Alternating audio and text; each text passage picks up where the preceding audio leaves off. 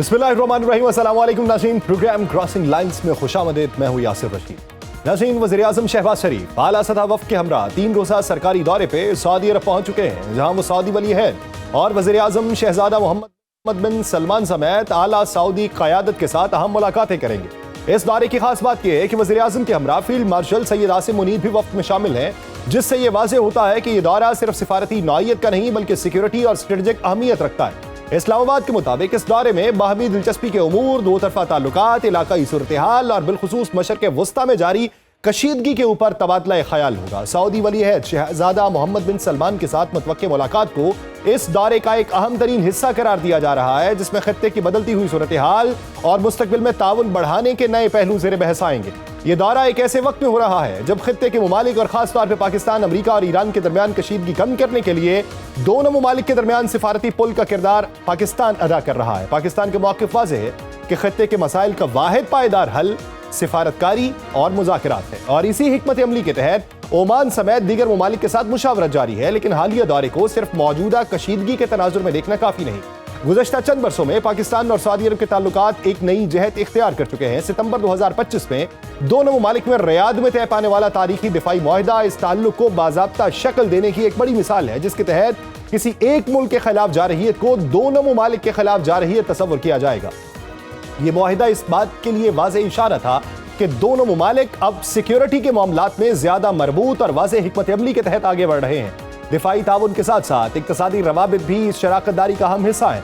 Saudi अरब पाकिस्तान के लिए एक अहम मुआशी सहारा रहा है। मिसाल के तौर पर मौखर अदायगियों पर तेल की सहूलत और माली ताउन ने पाकिस्तान की तवानाई और मुआशी सिक्योरिटी को मुस्तहकम करने में अहम और नुमाया किरदार अदा किया। दूसरी जानिब एक वसी तर इलाकाई सिफारती फ्रेमवर्क भी उभर के सामने आया और इस हवाले से पाकिस्तान, सऊदी अरेबिया, तुर्की और मिस्र के दरमियान मुशावरत का सिलसिला जारी है।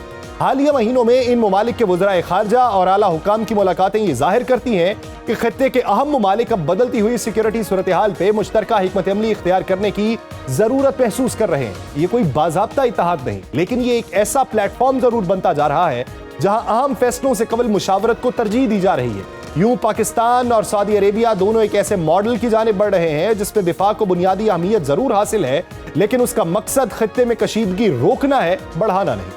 इस वसी तर तनाजुर में चीन का किरदार भी अहम है, जो न सिर्फ खत्ते में जंगबंदी और कशीदगी में कमी की हिमायत कर रहा है बल्कि तवानाई के रास्तों के तहफ़्फ़ुज़ और इलाकाई रवाबित के फरोग पर भी जोर दे रहा है। चीन के सऊदी अरेबिया, ईरान, पाकिस्तान और दीगर ममालिक के साथ करीबी ताल्लुकात उसे एक ऐसा फरीक बनाते हैं जो पस मंजर में रहते हुए भी अहम सिफारती असर रखे। यूं देखा जाए तो वज़ीर आज़म Shehbaz Sharif, field marshal general Asim Munir का हालिया दौरा सिर्फ एक रिवायती सिफारती सरगर्मी नहीं बल्कि ये एक ऐसे वक्त में हो रहा है जब खत्ते में एक नई सिक्योरिटी सफबंदी उभर रही है, जिसमें पाकिस्तान और सऊदी अरेबिया के दरमियान दिफाई ताउन मरकजी हैसियत रखता है। इस पूरे मंजरनामे में रियाद में होने वाली मुलाकातें न सिर्फ दो तरफा ताल्लुकात को नई समत दे सकती हैं बल्कि मशरक़ वस्ता में जारी कशीदगी के हल और मुस्तकबिल के सिक्योरिटी फ्रेमवर्क की तश्कील में भी अहम किरदार अदा कर सकती है। इसी मंजरनामे में बात हमें ज्वाइन किया है rear admiral retired Faisal Shah साहब ने। एडमिरल साहब, बहुत शुक्रिया आपके वक्त का। एडमिरल साहब, आज का ये जो दौरा है, इस दौरे के पसे पर्दा मकासद क्या देखते हैं? किस हद तक ये एक नया सिक्योरिटी फ्रेमवर्क है, किस हद तक ये मशरक़ वस्ता में इस्तेहकाम की नई निशानी है और नए ताल्लुकात की एक नई जहत है? शुक्रिया यासिर मुझे प्रोग्राम में लेने का। मैं समझता हूँ कि इस दौरे के 3 ऐसे चीजें हैं जिसके तहत इसको देखा जा सकता है। पहला ये कि शायद इकोनॉमी एक ऐसी चीज है, ट्रेड आप उसको कह लें। पाकिस्तान की इकोनॉमी बेशक पॉजिटिव ट्रेजेक्ट्री पर है, अच्छे इंडिकेटर्स हैं, लेकिन जाहिर बात अभी भी उसको सहारे की जरूरत है। आपको याद होगा कि अभी 1-2 दिन पहले हमने चाइना को रिक्वेस्ट की है कि $1.3 बिलियन का रीफाइनेंसिंग कर दे, रोल ओवर कर दे, और उसमें अभी टाइम है, इस महीने के आखिर में कहीं जाके उसका डिसीजन होगा। हो सकता है एक खदशा हो कि अगर चाइना की तरफ से कोई देर होती है इस मामले में तो हमें कोई सपोर्ट चाहिए हो तो उस जमन में हम सऊदी अरब से बात कर सकते हैं। हमारा एक बहुत रिलायबल पार्टनर रहा है सऊदी अरब और उसने हर मुश्किल वक्त में हमारा साथ दिया है, तो हम अपनी बात या तो सऊदी अरब से करते हैं या चाइना से करते हैं या तुर्की से करते हैं, आपको पता ही है। दूसरा जो डिफेंस एग्रीमेंट है पाकिस्तान और सऊदी अरब के दरमियान, और फिर सऊदी अरब को जो इस वक्त करंट थ्रेट्स हैं जो रीजन में और जो इन्वायरमेंट चल रहा है उसमें, तो उसमें मुशावरत हो सकती है कि पाकिस्तान उस डिफेंस एग्रीमेंट के अंडर मजीद क्या हेल्प कर सकता है सऊदी अरब की। आपको पता है कि डिफेंस एग्रीमेंट के तहत पाकिस्तान डिफेंसिव एक्शंस में सऊदी अरब के साथ खड़ा हुआ है कि अगर खुदा न खास्ता सऊदी अरब पे कोई अटैक होता है, हरमैन शरीफैन की कोई सिक्योरिटी का मामला आता है, तो पाकिस्तान बिल्कुल शाना बशाना खड़ा है सऊदी अरब के। तो उस जमन में बात हो सकती है। और तीसरा, ये जो मैरीटाइम कोएलिशन बना है, मैरीटाइम डिफेंस अलायंस बना है, सऊदी अरब इसको लीड कर रहा है। आज ही उसके सरबरा भी सऊदी अरब ने नॉमिनेट कर दिए हैं और अब ये बाकायदा एक अपनी शक्ल इख्तियार करता जा रहा है, क्योंकि जो लीडरशिप रोल है, जो हायरार्की है, अब उसको डिफाइन करने का टाइम आ गया है। और खबरें ये हैं कि बहुत सारे नए ममालिक भी इसमें शामिल हो रहे हैं। कुछ ममालिक ने ऑलरेडी साइन कर दिया है और कुछ ममालिक इस प्रोसीजर में है कि अपने जो नेशनल ऑब्लिगेशंस हैं उसके तहत कैसे इसमें शामिल होंगे उसको अलाइन कर रहे हैं। तो इसका मतलब है कि ये एक फॉर्मल स्ट्रक्चर, सिक्योरिटी स्ट्रक्चर बन के उभर रहा है। और खुशाइन बात यह है कि खित्ते के ममालिक अब अपनी सिक्योरिटी के बारे में सोचना शुरू हो गए हैं और रीजनल अलायंसेस आप देखिए कि अब सामने आना शुरू हो गए हैं। और एक बड़ा स्ट्रॉन्ग मैसेज इस अलायंस के तहत तमाम मुल्कों ने दिया है उन अनासिर को जो दुनिया को तकलीफ पहुंचाना चाहते हैं, चोक पॉइंट्स को बंद करके, लाइक बाबुल मंदब को बंद करके खास तौर पे। तो मेरा ख्याल है कि ये तीन अवामिल हो सकते हैं। अच्छा एडमिरल साहब, आपने तीन अवामिल की जिक्र की। एक आपने मुआशी अवामिल की तज़किरा किया, एक आपने दिफाई अवामिल का, और एक आपने स्ट्रेटेजिक म्यूचुअल अंडरस्टैंडिंग के हवाले से। अगर मुआशी मंजरनामे में बात करें, जिस तरह आपने तज़किरा किया कि 1.3 बिलियन डॉलर जो हैं वो रोल ओवर के लिए हमने चाइना की रिक्वेस्ट की है, हो सकता है कि अगर वहाँ से डिले हो तो हम सऊदी अरेबिया को कहें। माजी करीब में ही, अभी हाल ही में जंग के दिनों के अंदर ही हमें खबर मिली कि सऊदी अरब ने 2 बिलियन डॉलर जो है वो पाकिस्तान को मुंतकिल किया और हमने यूएई को उसके वापस कर दिए। हमें यह भी खबर मिलती है कि अमेरिका के अंदर बातचीत की जा रही है। पाकिस्तान ने उनसे भी रिक्वेस्ट की कि बिलियन डॉलर जो हैं वो आप फॉरेन रिजर्व्स को मुस्तहकम करने के लिए हमें दे दें। आप क्या समझते हैं, अगर अनबाइस्ड एक चीज़ देखी जाए, बहुत सारे जो है वो लोग ये भी सवाल उठाते हैं कि पाकिस्तान की जब पोजीशन सिक्योरिटी के एतबार से, सालिस के एतबार से, ज़ामिन के एतबार से इस हद तक बढ़ चुकी है, तो क्या पाकिस्तान वो फ़वाइद हासिल करने के लिए वो अपनी उस पोजीशन को इस्तेमाल कर रहा है, या ये वक्त की ज़रूरत है कि उसको इस्तेमाल किया जाए? देखिए यासिर, जो पोजीशन, जो पॉलिटिकल स्टेचर हमें मिला है ना, हम उसको ओवरनाइट इनकैश नहीं कर सकते। ये पॉलिटिकल स्टेचर जो हमें मिला है, ये एक बहुत, आप समझे कि वाइड रेंजिंग है, यानी कि एक बहुत ब्रॉड बेस किस्म का है। ये किसी खास मुल्क के लिए नहीं है। हमने पूरी दुनिया को रिलीफ दिलाया है अपने इस काविश से जो हमने मीडिएशन की है। और अगर हमने इस पस मंजर में इसको देखा जाए, तो मेरा ख्याल है हमें दुनिया के सामने अपने वो केसेस लेके जाने चाहिए जो हमारे दहाइयों पुराने इश्यूज हैं। फॉर एग्जांपल, हमें दुनिया के सामने क्रॉस बॉर्डर टेररिज्म का इशू लेके जाना चाहिए, हमें इंडस वाटर ट्रीटी का इशू लेके जाना चाहिए, हमें कश्मीर का इशू लेके जाना चाहिए। दुनिया के सामने जाके हम ये कहें कि जी हमने आपके लिए ये काम किया है तो आप हमें इतने पैसे दे दें, उतने पैसे दे दें, मेरा ख्याल है ये मौजू नहीं है, ये पाकिस्तान को जेब नहीं देता। पाकिस्तान अपने करीबी दोस्तों के पास जरूर जा सकता है अपनी तकलीफ को बयान करने के लिए और उसकी रफा के लिए, लेकिन मेरा नहीं ख्याल कि दुनिया के आगे पाकिस्तान हाथ फैलाना पसंद करेगा। पाकिस्तान को दुनिया के आगे ये मुकदमा रखना चाहिए कि हमने आपको आपके मुश्किल वक्त में आपका साथ दिया है और आपको निजात दिलाई है मुश्किल से। आप अब आगे आए और हमारी जो मुश्किलात हैं उनमें हमारा साथ दें। यही जो मैंने 3 इश्यूज आपको बताए, क्रॉस बॉर्डर टेररिज्म है, इंडस वाटर ट्रीटी का इशू है और कश्मीर का इशू है, इसमें हमें दुनिया को एक बड़े लेवल पे, एक बड़े प्लेन पे एंगेज करना चाहिए। लेकिन जहां तक हमारे इकोनॉमी के मामला है, मेरे ख्याल है जो हमारे करीब तरीन दोस्त हैं वो हमेशा हमारे लिए काबिले एतबार रहे हैं, हमने उन पर इन्हिसार किया है और मेरा ख्याल है हम अभी भी कर सकते हैं। अच्छा एडमिरल साहब, एक चीज बताइए, जो डिफेंस एग्रीमेंट हमारा या डिफेंस पैक्ट उनके साथ था, बहुत सारे लोग ये सवाल उठाते रहे इस जंग के दिन के अंदर कि जब सऊदी अरब के ऊपर हमला होता रहा या उसकी तवानाई तनसीब के ऊपर हमला होता रहा तो हमारे डिफेंस पैक्ट की नेटिग्रिटी क्या थी। DGISPR से भी इस ज़मन के अंदर सवाल किया गया तो उन्होंने कहा जी ये चीज़ आपके सामने खोल के तो नहीं रखनी कि उनके साथ क्या एग्रीमेंट है। तो ये क्लासिफाइड चीज़ है, दो ममालिक के दरमियान है, ये उसी पे ही मुनहसर है। लेकिन सर कुछ लोग कहते हैं कि ये डिफेंस पैक्ट इजराइल के ख़िलाफ़ है, कुछ कहते हैं ये मक्का मदीना की हिफाजत के लिए है, कुछ कहते हैं ये स्ट्रेटेजिक एतबार से है। अभी बहुत सारे लोगों ने ये भी सवाल उठाया कि यमनी हूतियों ने जब सऊदी अरब के ऊपर हमला किया तो जवाब में पाकिस्तान कहाँ खड़ा था। तो ये डिफेंस पैक्ट अवामी एतबार से इसको सोचने की जो सलाहियत है वो क्या है, और ये असल में होता क्या है, और इसमें क्या ऐसे होता है कि किसी ने हमला कर दिया और हम भी जाके वापस हमला कर दें, या वो किसी नहज तक होता है कि जब वो आपको कॉल करें तो आप डिनाइल नहीं दे सकते? या फिर इसमें दो तीन चीजें समझने की। पहली चीज ये है कि ये एग्रीमेंट है, और एकेडमिकली अगर बात करें तो एग्रीमेंट, पैक्ट और ट्रीटी में फर्क होता है। पैक्ट और ट्रीटी जो होते हैं वो बाइंडिंग होते हैं। एग्रीमेंट एक जनरल अंडरस्टैंडिंग होती है दो मुल्कों के दरमियान कि हम दोनों एक चीज पर मुफाहमत करते हैं, राजी होते हैं और हम मिलकर ये काम करेंगे। तो ये एक एग्रीमेंट है। पहली चीज तो ये एकेडमिकली अगर इसको आप देखें तो। लेकिन देखिए 67 में हमारा पहला इनके साथ एग्रीमेंट हुआ था, फिर 82 में हुआ था, और ये उसी का अपग्रेडेड वर्जन है।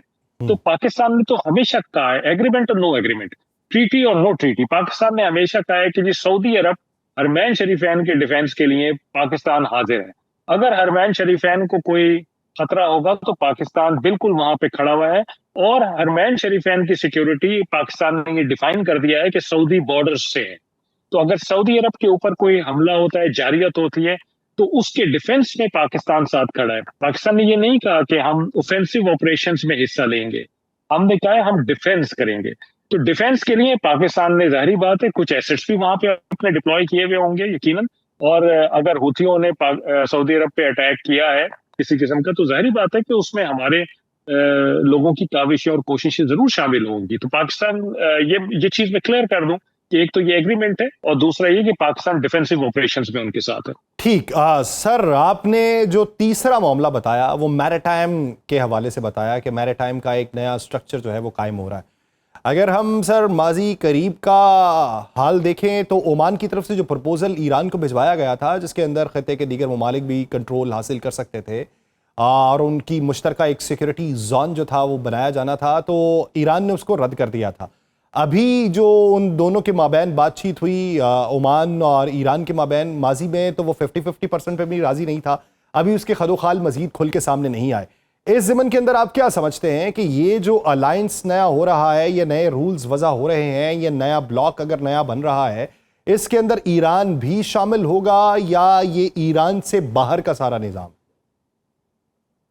नहीं, मेरा ख्याल है कि इसमें बहुत ज्यादा चांसेस हैं कि आने वाले वक्तों में ईरान भी शामिल हो जाए। देखिए, एक चीज समझने की जरूरत है, ईरान का एक नैरेटिव है कई दिहाइयों से कि यहाँ पे जो बैरूनी ताकतें आई हुई हैं इस रीजन में वो यहाँ से चली जाए और हम खुद इस खित्ते का कंट्रोल संभालेंगे, इंतजाम संभालेंगे, और हम में काबिलियत है कि हम इस खित्ते की सिक्योरिटी, डिफेंस, हर चीज को देख सकें। ये ईरान कई दिहाइयों से कहता है, इसीलिए वो अमेरिका को, बरतानिया को, फ्रांस को कहता है कि आप यहाँ से चले जाएं, आपका कोई लेना देना नहीं है यहाँ पे।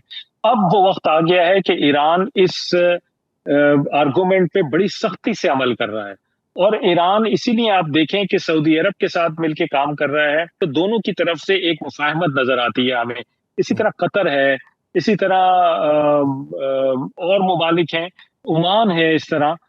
लेकिन यूएई, बहरीन और कुवैत को आप कह सकते हैं कि उनकी थोड़ी सी अलाइनमेंट डिफरेंट है, लेकिन बाकी जो ममालिक हैं, मेरा ख्याल है ईरान समेत, वो ये चाहते हैं कि इस खित्ते की सिक्योरिटी में यहाँ के जो ममालिक हैं, खित्ते के ममालिक हैं, उनका हाथ होना चाहिए, उनकी काविश और कोशिश होनी चाहिए, उनकी काबिलियत नजर आनी चाहिए। और मेरा ख्याल है जो सऊदी अरब ने ये एक इनिशिएटिव लिया है, ये एक सबसे पहले तो मैं कहूंगा कि स्ट्रेटेजिक मैसेजिंग की है उसने। उसने हम ख्याल ममालिक को बुलाया है, तकरीबन 44 शामिल हुए थे, 14 ने बाज़ाब्ता तौर पे ऐलान कर दिया है, बाकी अभी खबरें हैं कि नए ममालिक आ रहे हैं। तो ये एक मैसेजिंग है उन तमाम अनासिर के लिए। फॉर एग्जाम्पल, अगर हुतीस की हम बात करते हैं और ये खबरें हैं कि हुतीस के पीछे ईरान है, तो ये मैसेजिंग ईरान के साथ भी हो रही है, सऊदी अरब की तरफ से भी, और उन तमाम ममालिक बशमूल पाकिस्तान जिन्होंने ऐलान कर दिया है 14 मुल्कों ने कि हम इसका हिस्सा हैं, ईरान को भी बता रहे हैं कि अगर आपने यहाँ पे गड़बड़ की तो हम इसको अप्रूव नहीं करेंगे, हम आपके साथ नहीं होंगे, और हम इसका मुकाबला करने के लिए नई सिक्योरिटी अम्ब्रेला और एक नई सिक्योरिटी अलाइनमेंट है। और ये पैगाम उनको भी जो सिक्योरिटी अम्ब्रेला के तहत मुख्तलिफ ममालिक को मुख्तलिफ मौक़ों के ऊपर मुख्तलिफ मंजरनामे वज़ा करते रहे।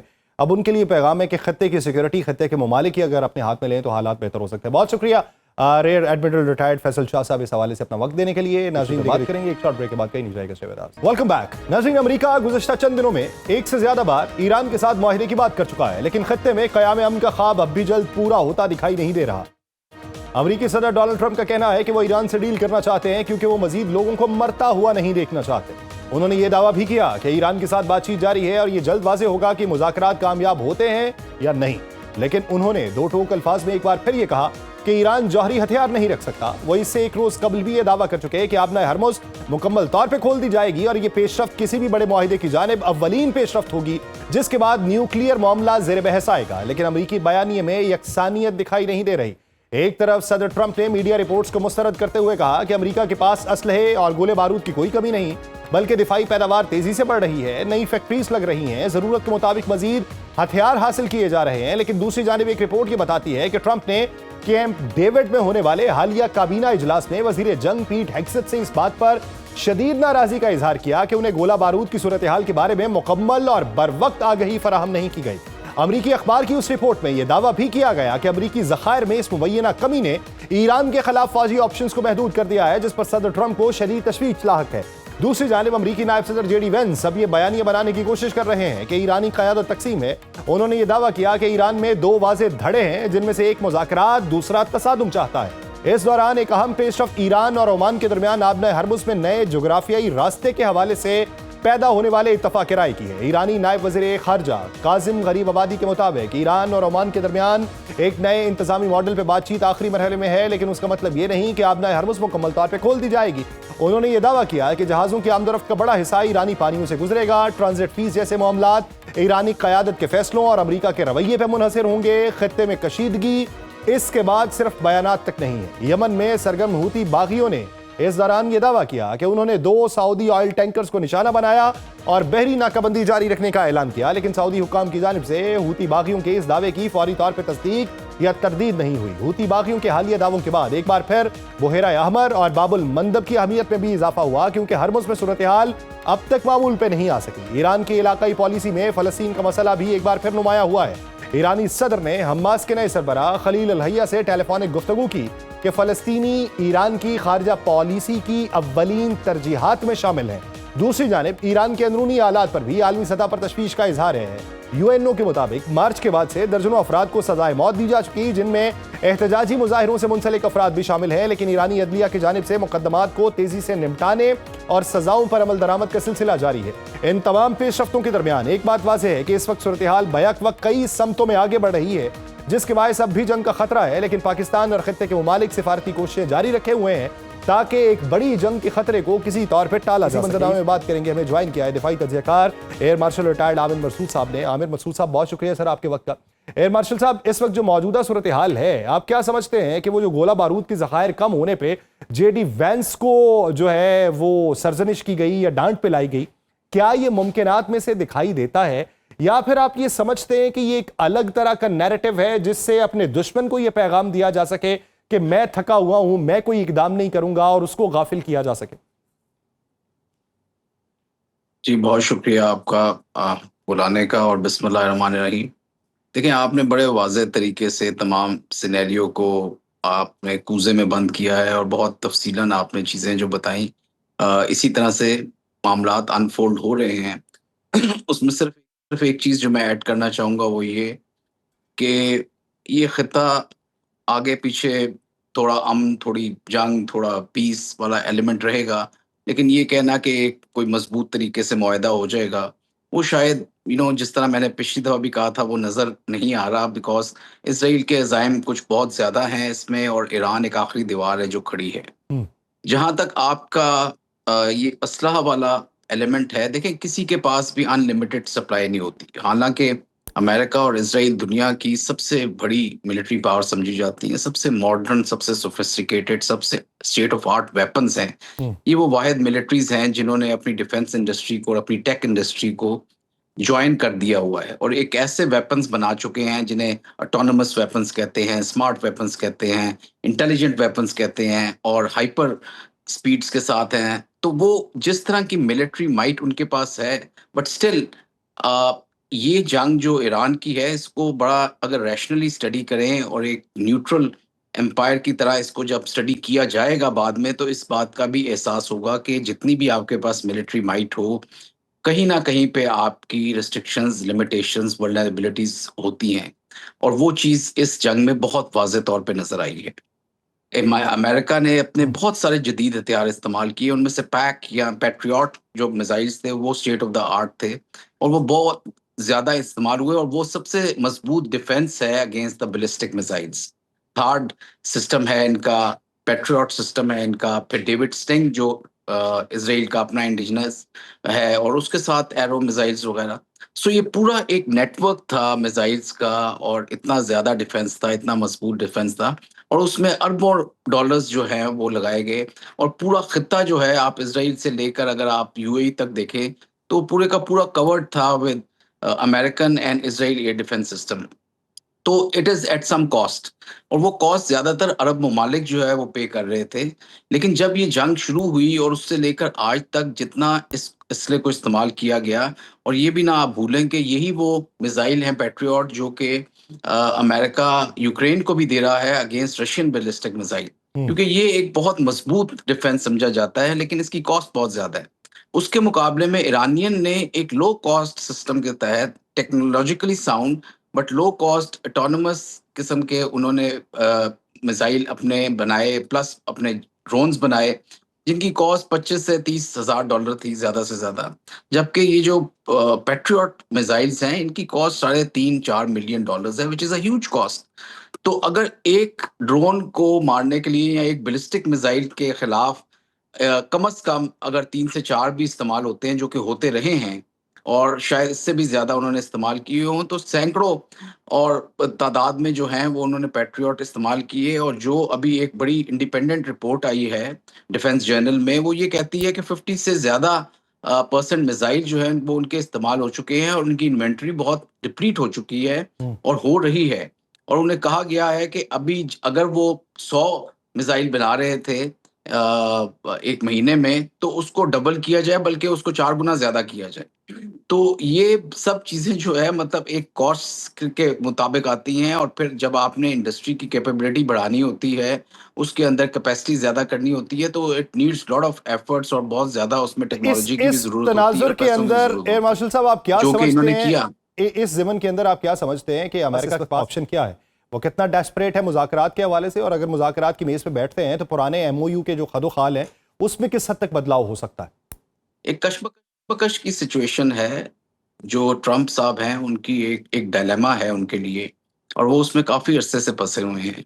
मेरा नहीं ख्याल कि अगर इसराइल का इतना इन्फ्लुएंस, इतना प्रेशर होता और ज़ायनिस्ट लॉबी इतनी ज़्यादा मुतहर्रिक और मजबूत होती अमेरिका में, तो ये सदर ट्रंप ने इस जंग को हफ्ते 2 हफ्ते से ज़्यादा जारी रखना था। वो बहुत कोशिश में हैं, बहुत मसे में हैं कि किसी तरह से इस जंग को ख़त्म किया जाए, क्योंकि मतलब कुछ अर्सा पहले मैं अमेरिका से होके आया, तो उधर आम पब्लिक जो है, इवन जो के सपोर्टर्स हैं रिपब्लिकन्स के, वो भी ये बहुत हार्ड किस्म के क्वेश्चंस पूछ रहे हैं कि क्या वजह है कि हम मतलब इस जंग में घुसे हुए हैं और हमारे लोग भी मर रहे हैं, हमारा इतना पैसे का ज़या हो रहा है, ऑयल प्राइसेस ऊपर चली गई हैं, हम किसकी जंग लड़ रहे हैं और क्यों लड़ रहे हैं? तो उस सवाल का जवाब बहुत उनके पास है नहीं, ट्रम्प के पास, क्योंकि उसके ऊपर इतना प्रेशर है, और वो ऑब्जेक्टिव्स जो पहले थे, वो ऑब्जेक्टिव्स तो अब रहे भी नहीं हैं। तो फिर अवाम और ज़्यादा पूछती है कि ना तो न्यूक्लियर प्रोग्राम उसका बिल्कुल ख़त्म हो सका, ना ईरान को ख़त्म किया जा सका, ना उसका मिसाइल प्रोग्राम मुकम्मल तौर पे ख़त्म हो सका, ना रिजीम चेंज हो सकी। तो फिर अब बहर हुर्मुज़ पे अगर आप आ गए हैं, तो फिर मतलब मकसद कौन-सा हल हुआ? बहरा हुर्मुज़ तो पहले भी ऐसे ही था, और उसके ऊपर तो कोई इशू ही नहीं था। इशू तो आप लोगों ने शुरू कर दिया, और अब वो टोल लगाने लग पड़े उस पे।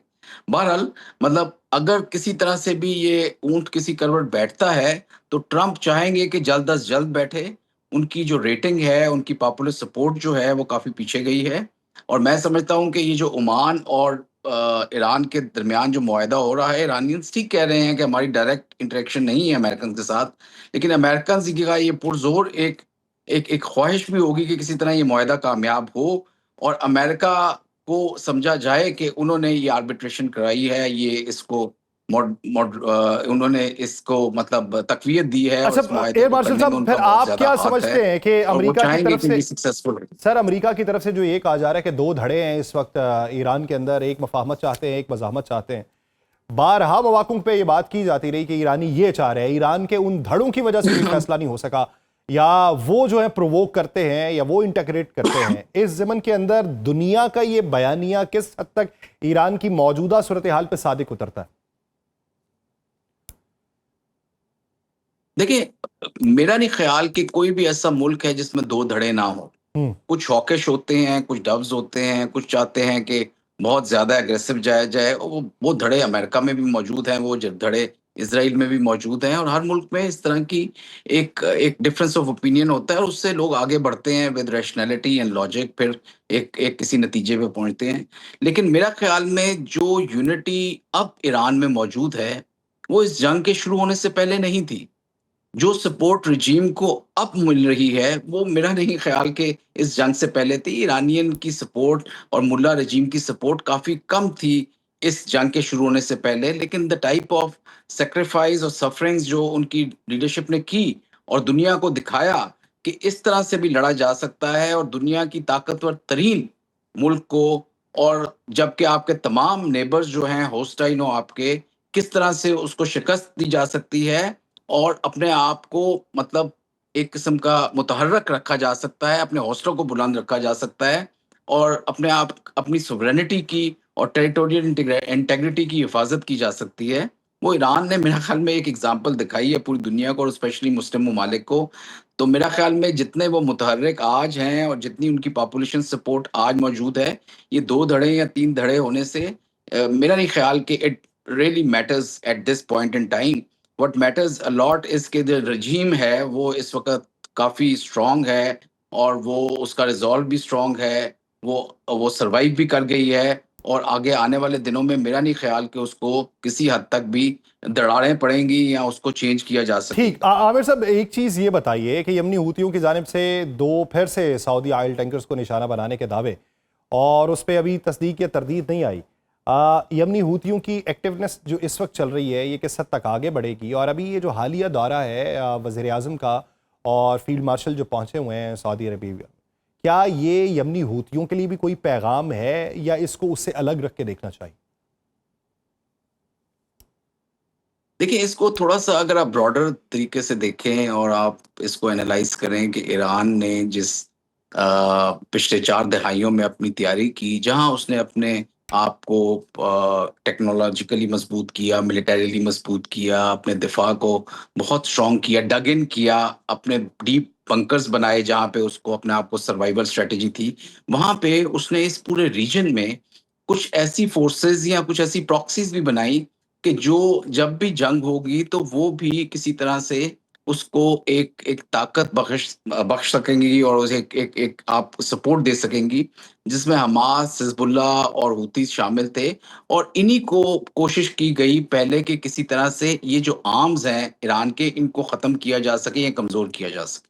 और उसके लिए इज़राइल भी इस्तेमाल हुआ, उसके लिए सऊदी फ़ोर्सेस ने भी हूतीस के खिलाफ बहुत सारे एक्शंस किए। तो ये तमाम होने के बावजूद भी अभी तक वो जो एक एक उनकी प्रॉक्सीज़ हैं या ईरान की जो सपोर्ट है in the shape of Hezbollah, Hamas और हूतीस, वो अभी तक मौजूद है और वो काफ़ी मुतहर्रिक है और काफ़ी एक रिज़ॉल्व वाली जिसे कहते हैं विल टू फाइट है उनके अंदर, कि वो जो शो करते हैं हमेशा। और स्पेशली जब से ये ईरान की जंग शुरू हुई है, जो मेन जंग है, और जिस तरह ईरानियन लीडरशिप ने और ईरानी एज़ अ कौम ने ये एक चीज़ दिखाई है, एक यूनिटी दिखाई है, उससे इन फोर्सेस को भी एक मजबूती मिली है। लेकिन एक और चीज़ मैं जो इस जगह पे बताना चाहूँगा कि अगर आप हिस्टोरिकली देखें, तो अमेरिका ने ये चाहा है कि ईरान को किसी हद तक जो है वो बिल्कुल न्यूट्रलाइज़ ना किया जा सके। हम्म। ईरान का जो एक बोगी जिसे कहते हैं उसको रखा जा सके, क्योंकि as a dominant power, historically भी डोमिनेंट पावर्स ये हमेशा चाहती हैं कि रीजनली फोर्सेस कोई ऐसी ना हो जो उस रीजन के लिए यूनिपोलैरिटी क्रिएट कर दे या बहुत मजबूत हो जाए। तो इसी वजह से ये जितनी शेखडोम्स हैं और सुन्नी मतलब मुस्लिम कंट्रीज हैं, उनके काउंटर के लिए भी और उनके खिलाफ भोगी के तौर पे भी, और प्लस अपने मिलिट्री इंडस्ट्रियल कॉम्प्लेक्स को चलाने के लिए भी उन्होंने किसी ना किसी हद तक ईरान की भी सपोर्ट करते रहे किसी हैं। न किसी हद तक वो और अगर ईरान की भी आपको सपोर्ट याद करते हो रहे हैं, तो अभी तो मौजूदा तारीख सूरत के हाल तौर में पे भी वो जो है वो सपोर्ट जारी रखेंगे। और तारीखी एतबार से भी देखा जाए तो माजी जो है वो रिलेट तो करता है, तो हाल भी रिलेट करेगा, मुस्तकबिल भी कहीं ना कहीं रिलेट करता हुआ दिखाई देगा। बहुत शुक्रिया air marshal retired Aamir Masood साहब अपना वक्त देने के लिए। नाज़रीन, अफगानिस्तान के इशू पर बात करेंगे, एक शॉर्ट ब्रेक के बाद कहीं नहीं जाएगा। Welcome back. नाज़रीन, पाकिस्तान और अफगानिस्तान के दरमियान गुज़श्ता बरस अक्टूबर में होने वाली सरहदी झड़पों के बाद से ही हालात कशीदा, जिन्होंने दोनों ममालिक के दरमियान बद-एतमादी को बढ़ाने में अहम किरदार अदा किया। पाकिस्तान का ये मौक़िफ़ वाज़ेह रहा कि अफगान सरजमीन पर उसके खिलाफ सरगर्म दहशतगर्द गिरोहों की महफूज पनाहगाहों को ख़त्म किया जाए। हालिया पेशरफ्त में पाकिस्तान ने अक़वाम मुत्तहिदा की सलामती काउंसिल के सामने वाज़ेह तौर पर यह मौक़िफ़ रखा कि अफगानिस्तान के अंदर मौजूद महफूज पनाहगाहों से मुतअद्दिद दहशतगर्द गिरोह बदस्तूर पाकिस्तान में कार्रवाइयां कर रहे हैं। पाकिस्तान ने खास तौर पर TTP, Balochistan liberation army BLA, Daesh Khorasan, east Turkistan Islamic movement और अलकायदा से वाबस्ता गिरोहों का जिक्र करते हुए यह वाज़ेह किया कि इन तंजीमों को अफगान सरजमीन के अंदर महफूज पनाहगाहें मुयस्सर हैं। पाकिस्तान बारहा ये कह चुका कि TTP पाकिस्तान के अंदर हमलों की मंसूबाबंदी और उन पर अमल दरामद के लिए अफगानिस्तान को बतौर बेस कैंप इस्तेमाल करती है, लेकिन काबुल में मौजूद तालिबान हुकूमत इन इल्जामात को मुसलसल मुस्तरद करती आई। इससे पहले अमेरिका में होने वाले पाक अमेरिका इंसदाद दहशतगर्दी डायलॉग के चौथे दौर के बाद जारी मुश्तरका एलामिया में भी इन खदशात को ही नुमाया किया गया था। पाकिस्तान और अमेरिका ने कलअदम तंजीमों, बिलखुसूस तहरीक तालिबान पाकिस्तान, BLA, दाइश खुरासान और अलकायदा के खिलाफ कार्रवाइयों के लिए दो तरफा ताउन को मजीद बढ़ाने और दहशतगर्दी के सहूलतकार नेटवर्क्स को तोड़ने के अज़्म का इयादा किया था। दूसरी जानिब पाकिस्तान के अंदर सिक्योरिटी सूरत हाल परेशान कुन रुख इख्तियार कर चुकी है। हालिया दिनों में KP और बलोचिस्तान में अस्करियत पसंद कार्रवाइयों में नुमाया इजाफा देखने में आया है। DG ISPR lieutenant general Ahmed Sharif Chaudhry के मुताबिक मुल्क भर में गुज़श्ता चंद वर्षों के दौरान हजारों कामयाब इंटेलिजेंस बेस्ड ऑपरेशन किए जा चुके हैं, जिनमें दहशतगर्दों की बड़ी तादाद जहन्नुम वासिल हुई। उन्होंने कहा कि दहशतगर्दों के खिलाफ कार्रवाइयां रोजाना की बुनियाद पर जारी हैं और रियासत इस हवाले से किसी किस्म की नरमी बरतने के लिए तैयार नहीं। एदाद शुमार के मुताबिक रवां साल के दौरान अब तक पाक फौज के 303 जवान शहीद हुए, जबकि 322 बेगुनाह शहरी जान से जा चुके हैं। इस दौरान बलोचिस्तान में भी कलअदम BLA की जानिब से सिक्योरिटी फोर्सेस चीनी शहरियों और CPAC मंसूबों को निशाना बनाने के वाकयात में इजाफा हुआ। हुक्काम के मुताबिक ये कार्रवाइयां न सिर्फ पाकिस्तान की दाखिली सलामती को मुतासर कर रही हैं, बल्कि इक्तसादी तरक्की के मंसूबों को भी नुकसान पहुंचाने की कोशिश कर रही हैं। इस पूरे मंजरनामे में रियासती मौक़िफ़ वाज़ेह है कि दहशतगर्दी को किसी भी सूरत बर्दाश्त नहीं किया जाएगा और ऐसे अनासिर के खिलाफ ऑपरेशंस जारी रहेंगे। पाकिस्तान का मौक़िफ़ वाज़ेह है कि अफगानिस्तान में मौजूद तालिबान हुकूमत न सिर्फ दहशतगर्द गिरोहों के खिलाफ मौसर कार्रवाई करने में नाकाम रही, बल्कि अफगान क़यादत के बाज़ बयानात और इक़दामात से यह तासुर भी मिला कि वो इन अनासिर के लिए नर्म गोशा रखती है। और उसकी वजह गालिबन यह है कि अफगान हुकूमत पर भारतीय असर और रसूख इस कदर गहरा है कि वो पाकिस्तान में अमन कायम होते हुए नहीं देखना चाहती। एक अफगान वजीर ने हाल ही में यह कहा था कि भारत और अफगानिस्तान का DNA एक ही है, जिसे अफगान तालिबान के अज़ाइम का अंदाजा लगाना कुछ मुश्किल नहीं। इस पूरे मंजरनामे में पाकिस्तान का बुनियादी मुतालिबा वाज़ेह है कि अफगान सरजमीन को पाकिस्तान के खिलाफ इस्तेमाल होने से रोका जाए। साथ ही पाकिस्तान आलमी बरादरी से भी ये मुतालिबा करता रहा कि वह अफगान तालिबान पर अपनी सरजमीन पर मौजूद दहशतगर्द गिरोहों के खिलाफ कार्रवाई करने के लिए दबाव डाले। यूं अब अफगानिस्तान पर यह जिम्मेदारी आयद होती है कि वह जिम्मेदारी का मुजाहिरा करते हुए ऐसे इकदाम करे जो कशीदगी में कमी का बायस बने, क्योंकि अफगानिस्तान से पाकिस्तान में दरअंदाजी जारी रही तो पूरा खित्ता एक बड़ी और न होने वाली जंग की लपेट में आ सकता है। इसी बारे में बात करेंगे। हमें ज्वाइन किया है माहिर अफगान उमूर हसन खान साहब। हसन खान साहब, बहुत शुक्रिया सर आपके वक्त का। हसन खान साहब, इस वक्त जो मौजूदा सूरत हाल है, बारहा पाकिस्तान अफगानिस्तान हुकाम के सामने मौक़िफ़ अपनाता रहा कि आपके यहाँ दाइश के बेस कैंप हैं, आपके यहाँ TTP के बेस कैंप हैं, BLA के हैं, अलकायदा जो है वो यहाँ पर मौजूद है, ईस्ट तुर्कमानिस्तान की तहरीक मौजूद है। तो ये सारी चीज़ें उनको मालूम होते हुए भी कान पे जूं तक क्यों नहीं रेंग रही, इकदामात क्यों नहीं उठा रहे? वो क्या मजबूरियां हैं जिससे खत्ते के दीगर ममालिक के साथ अपने ताल्लुकात खराब किए जा रहे हैं, लेकिन उन धड़ों पे काबू नहीं पाया जा रहा? बहुत शुक्रिया। देखिए, मेरे ख्याल में अफ़गान तालिबान से ये तवक्को रखना कि वो पड़ोसी ममालिक के साथ या दुनिया में किसी का वो ख्याल रखेंगे, वो अपने अफ़गानों का जो है उनके दुश्मन बने बैठे हैं। आपको अच्छी तरह पता है कि जिस तरह वो अफ़गान अवाम को ट्रीट करते हैं, ख़ासकर ख़वातीन, यानी आज उनकी जो आधी पॉपुलेशन है तकरीबन 22 मिलियन, वो तालीम से महरूम, रोजगार से महरूम, बल्कि अपने आप से उनको महरूम किया हुआ है। तो उससे ये तवक्को अगर दुनिया रखे कि तालिबान इसी हवाले से वो कोऑपरेट करेंगे, तालिबान के साथ सिर्फ एक ही स्टेटमेंट है, वो ये कि ये गलत है। मतलब ये कि वो तालिब के अलावा पूरी दुनिया जो कहती है वो गलत है। ये जो आपने इशारा किया जो टेररिस्ट नेटवर्क्स के हवाले से, यूएन में आज 3 मुल्कों ने, पाकिस्तान, रूस और पाकिस्तान, चीन और अमेरिका ने ये इरादा किया है कि अफगानिस्तान की सरजमीन जो है वो खत्ते के लिए खतरा है। चीन के जो रिप्रेजेंटेटिव है सान ली, उसने तो कुल के कहा कि आईएस के जो है अफगानिस्तान में इस वक्त जो अनस्टेबल हालात है, उससे आईएस के ना सिर्फ फायदा उठा के अफगानिस्तान के अंदर बल्कि क्रॉस बॉर्डर अटैक्स भी करती है। साथ ये भी कहा कि उनको बड़ी मोटिवेशन वहां से मिल रही है।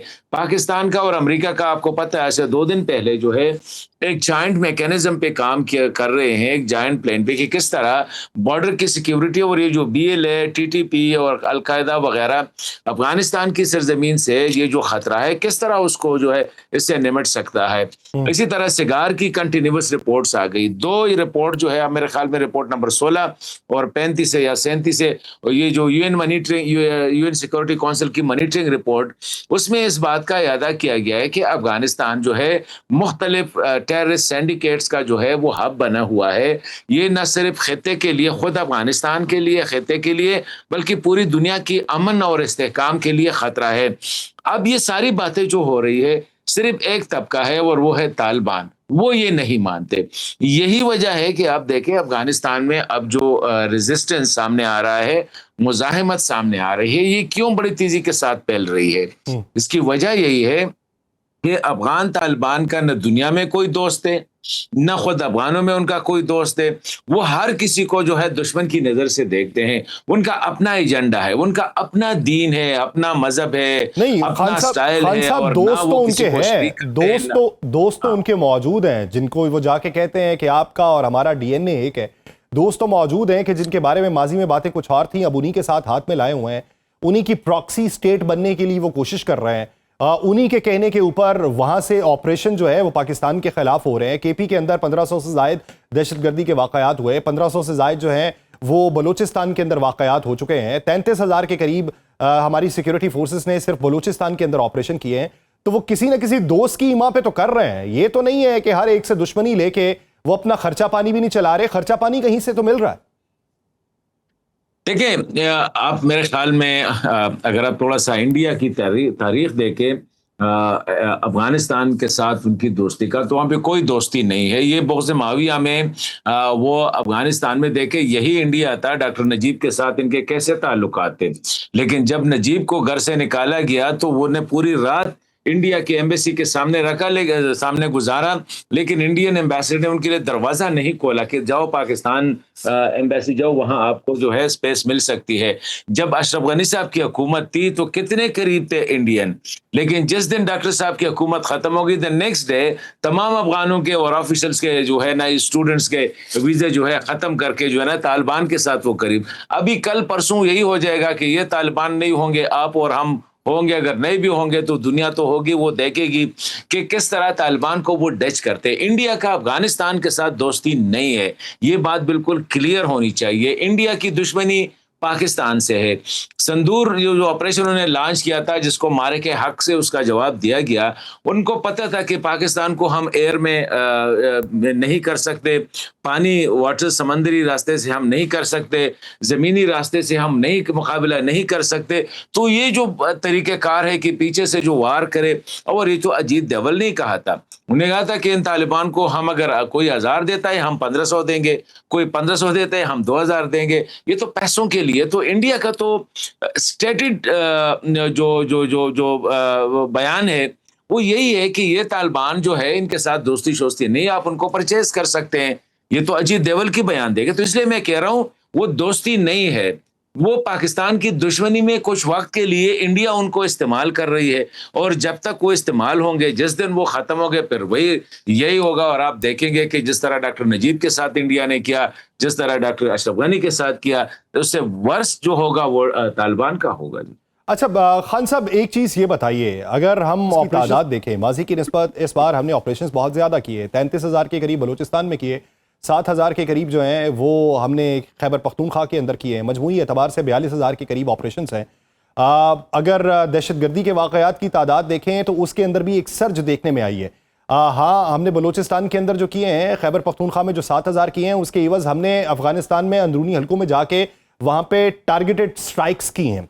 लेकिन इसके बावजूद सर्ज के अंदर इजाफा होता जा रहा है ये दहशतगर्दी के वाक़यात में।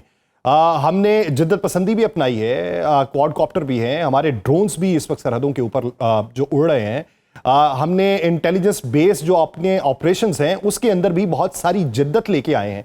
लेकिन इस सर्ज का फिर बढ़ते चले जाना, उसकी वजह क्या दिखाई देती? देखिए, इसके मेरे ख्याल में कई वजूहत। एक तो वजह तो ये है, जिस तरह आपको पता है कि तालिबान पे जो इंटरनल प्रेशर बढ़ रही है और वो दुनिया को बता रहे हैं कि ये यहाँ पे नहीं है, तो ज्यादा उनकी कोशिश है कि टीटीपी वालों को कि आप जैसे ही वो बॉर्डर क्रॉस करे उधर, लेकिन यहाँ पे उनकी कोई एक ठिकाना नहीं है। ठीक है, आके हमला कर देते हैं, फिर फोटो शोटो बना के वो चले जाते हैं, नंबर 1। दूसरी बात ये है कि देखिए, पाकिस्तान की जो काउंटर टेररिज्म ऑपरेशंस है या स्ट्रेटजी है, इसमें एक चीज जो मिसिंग है वो मेरे ख्याल में whole of the nation approach. हम काइनेटिकली तो वी आर परसुइंग इट, लेकिन दहशतगर्दी के लिए अपने पुलिस पे तवज्जो देनी पड़ेगी। देखिए, उसी दिन जब स्वात में ये जो मेरे ख्याल में हांगू में जो पुलिस का जवान जख्मी हुआ था, वो वज़ीर आला को क्या बता रहा था कि सर हमें कुछ नहीं चाहिए, सिर्फ वो असलहा चाहिए जो दहशतगर्दों पे पास है। मतलब ये कि आपसे पुलिस क्या मांग रही है, वो अपनी जिंदगी दे रही है, वो कह रहे हैं हमें असलहा दो। ये जो हांगू में जो पुलिस स्टेशन जिस पे हमला हुआ था, ये ऐसे पुलिस स्टेशन है कि अगर थोड़ी सी हवा भी तेज चले तो ये गिर जाएंगे। ये वही अंग्रेज दौर के इंफ्रास्ट्रक्चर है। तो मैं समझता हूं कि काइनेटिकली तो ये अच्छी है, लेकिन साथ साथ दहशतगर्दी जो है वो ऊपर से ज्यादा जो है नीचे आपने कंट्रोल करनी होगी।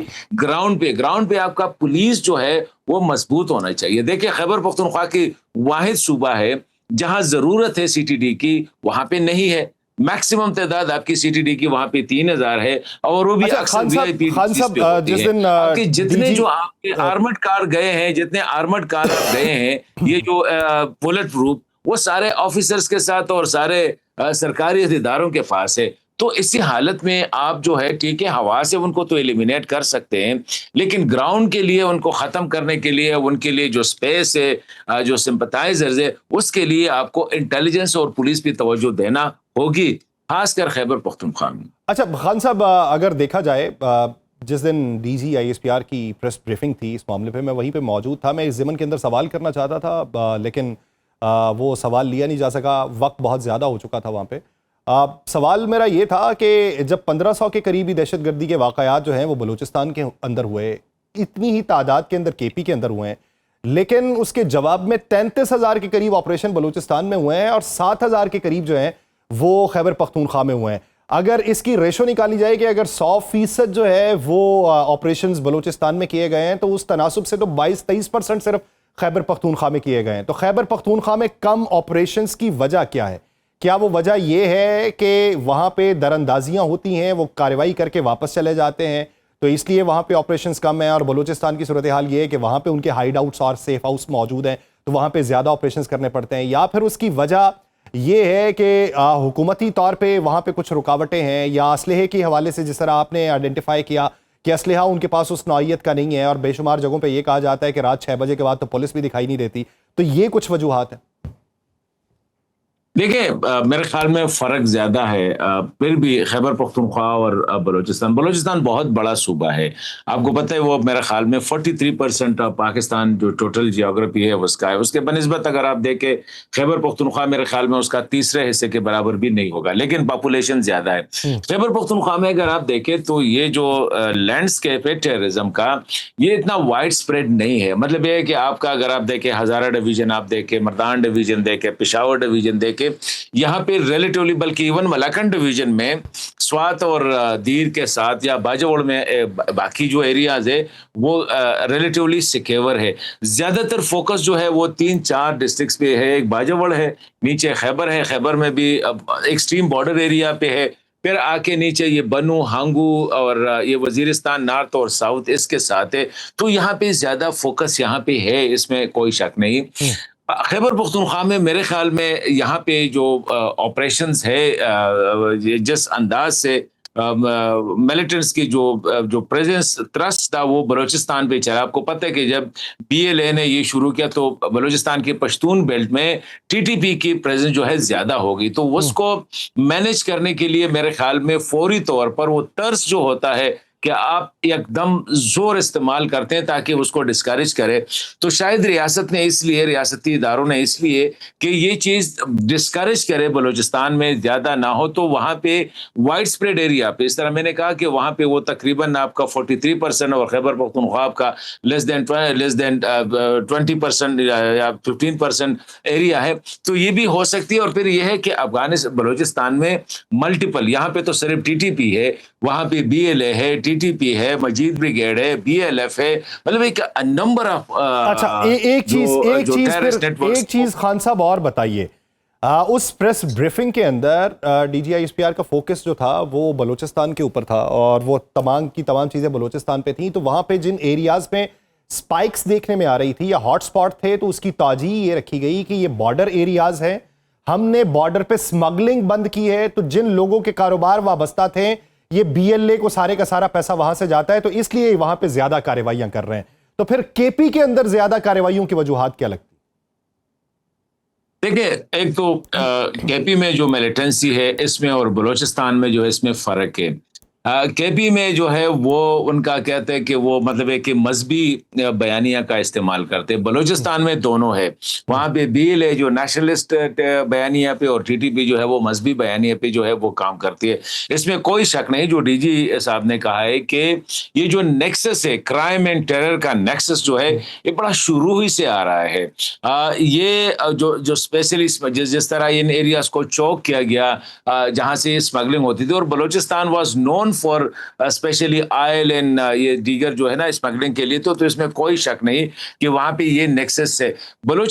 KP में जो बॉर्डर एरिया है ये इतना ज्यादा नहीं है जितना खैबर उसमें बलूचिस्तान में है, और यहाँ पे ये टोटल जो है ये ज्यादा एक्सेसिबल भी नहीं है। मतलब ये है कि बहुत ज्यादा टॉप माउंटेन्स, डीप वैलीज, पोलिएज वगैरह ये है, और ज्यादातर फेंस भी है। तो इसमें कुछ ऐसे स्पॉट्स है जैसे कोरम का स्पॉट है, जैसे ये खैबर में तिरा का जो तोराबोरा का स्पॉट है यहाँ पे है, एक दो जगहों पे ये जो बाजावड़ का स्पॉट्स है, और ऊपर जाके चतराल में। तो ये सर्टेन एरियाज है जहां से आपको उनको प्लग करना होगा। लेकिन यह है कि खैबर पख्तूनख्वा में कंपेयर टू बलूचिस्तान पुलिस की और जो अवाम है वो बिल्कुल डिसलाइक है। आप देख रहे हैं कि उनके खिलाफ जो है स्वात में भी लोग जलसे कर रहे हैं हर जगह पे, तो उनके लिए वो स्पेस नहीं है जो बलूचिस्तान में, वो स्पेस नहीं है जो बलूचिस्तान के अंदर है। लेकिन मजबूरी एतबार से अगर देखा जाए तो अफगानिस्तान के अंदर ये जो मिलिटेंट ग्रुप्स जो हैं ये तश्कील पा रहे हैं, इनको वहां से दाना पानी मिलता है और फिर ये उसी की बुनियाद के ऊपर खत्ते में दहशतगर्दी का अंसर नुमायां कर रहे हैं। ये हालात अगर अफगानिस्तान इसको कंट्रोल नहीं करता तो ये खत्ते के लिए बड़ी तबाही का बाइस बनेंगे। बहुत शुक्रिया हसन खान साहब, इस हवाले से अपना प्रोग्राम का वक्त खत्म हुआ चाहता है, मुझे दीजिए इजाजत। आपसे मुलाकात होगी पीर के रोज, अपना बहुत सा ख्याल रखिएगा। अल्लाह ने